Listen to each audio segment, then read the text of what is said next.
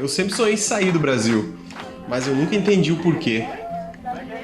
Eu não tive uma infância difícil, nada que justificasse ir para tão longe. Mas no fundo, eu sabia que isso ia acontecer.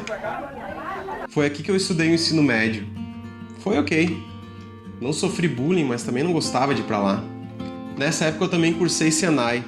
Não porque eu queria, mas porque eu reprovei numa prova para entrar numa escola técnica aqui da minha cidade.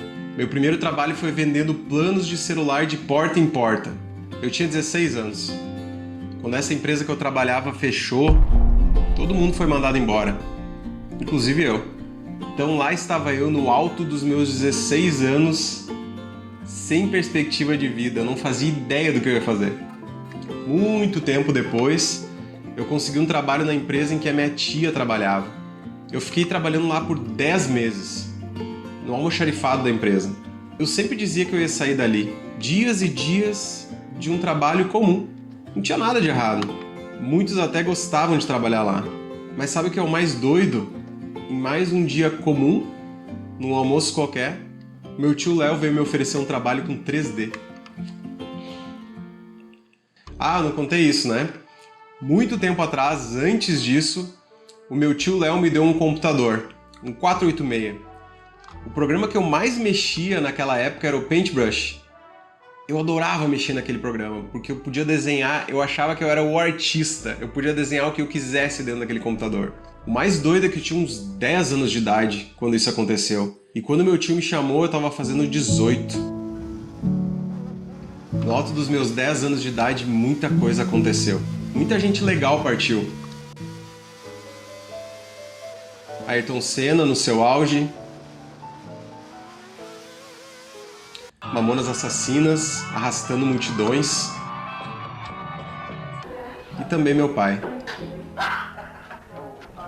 Mas nessa idade eu também assisti Toy Story pela primeira vez. Sim, era 1995 e eu só queria saber como que eles tinham feito aquele desenho. Foi aí que eu descobri a Pixar. Trabalhar na Pixar passou a ser um sonho. Claro que na minha cabeça não existia outro lugar que faria sentido eu me mudar que não fosse os Estados Unidos. Afinal, a Pixar estava lá.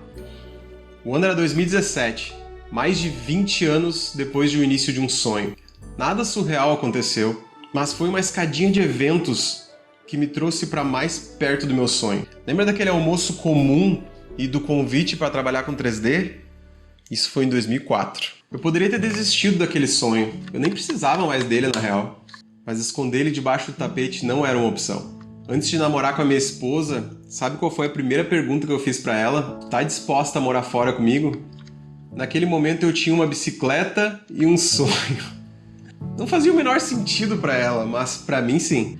E se essa história terminasse aqui? Faria algum sentido? Talvez sim.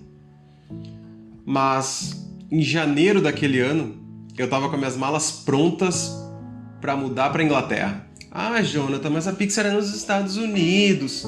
Sim, e continua sendo lá. Mas com o tempo eu percebi que existiam outros lugares além dos Estados Unidos para ir morar. A decisão mais difícil da minha vida e ao mesmo tempo a mais rápida de ser tomada. Eu só precisava de alguém tão louco quanto eu. E se tem alguém mais doida do que eu, a ponto de confiar em mim, tem história para contar.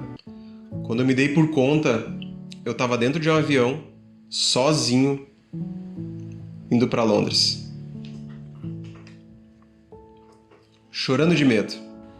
Sim, porque os sonhos nem sempre são lineares e passava um monte de coisa na minha cabeça naquele momento. O que eu não sabia é que chegar seria só o começo. There's no way to speak or reach out my hand, watching the paper slowly unfold.